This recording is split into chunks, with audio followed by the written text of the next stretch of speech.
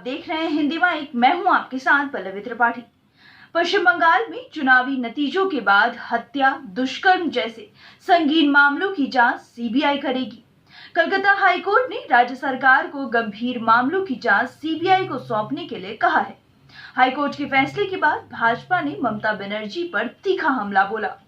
भाजपा प्रवक्ता गौरव भाटिया ने कहा कि बंगाल में चुनाव के बाद हत्या और हिंसा रोक पाने में ममता बनर्जी असफल रही और लोगों को इंसाफ दिलाने में भी ममता विफल रही। गौरव भाटिया ने कहा कि राज्य सरकार वर्दी का इस्तेमाल अपनी राजनीतिक महत्वाकांक्षाओं की पूर्ति के लिए कर रही थी।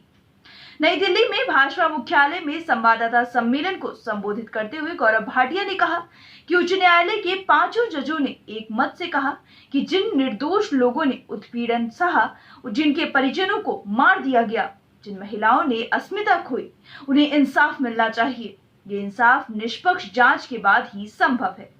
भाटिया ने कहा कि हमारे जो भाई बहन पश्चिम बंगाल में हैं, हम उन्हें ये संदेश जरूर देना चाहेंगे कि उनको इंसाफ मिले, ये हमारी प्राथमिकता है।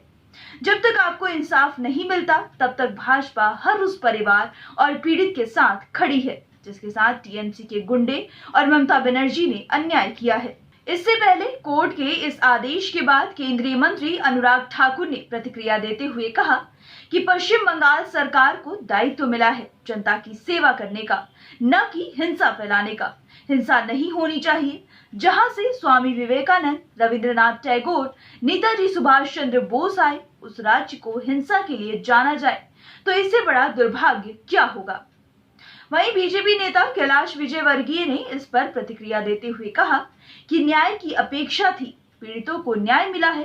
बंगाल में जिस प्रकार की अराजकता है, जिस प्रकार वहां कानून का शासन नहीं, एक व्यक्ति का कानून है, नौकरशाही, राजनीति और माफिया मिलकर काम कर रहे थे। कोर्ट के इस फैसले से इसे भी चोट पहुंचेगी।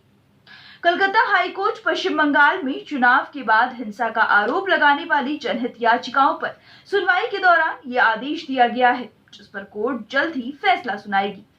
फिलहाल मामले को 24 अक्टूबर तक के एक डिवीजन बेंच के समक्ष फिर से सूचीबद्ध किया जाना है। इस हिंसा को लेकर बंगाल सरकार का तर्क है कि चुनाव आयोग हिंसा के लिए जिम्मेदार था, क्योंकि 3 मई 2021 तक चुनाव संहिता लागू होने के कारण पुलिस उसके अधीन थी। उसे खारिज करते हुए कहा कि सिविल या पुलिस प्रशासन चुनावी प्रक्रिया के दौरान केवल स्वतंत्र और निष्पक्ष चुनाव सुनिश्चित करने के लिए चुनाव आयोग के नियंत्रण में है। इसका मतलब ये नहीं है कि पुलिस कानून और व्यवस्था को नियंत्रित करने के लिए अपने सामान्य कर्तव्यों का निर्वहन बंद कर दे। फिलहाल इतना ही। खबरों का सिलसिला यूं ही जारी रहेगा। देश और दुनिया की तमाम खबरों के लिए बने रहिए हमारे साथ और देखते रहिए हिंदी माइक। अगर आप हमारी वीडियो YouTube पर देख रहे हैं तो चैनल को सब्सक्राइब करें और अगर Facebook पर देख रहे हैं तो पेज को लाइक करना ना भूलें।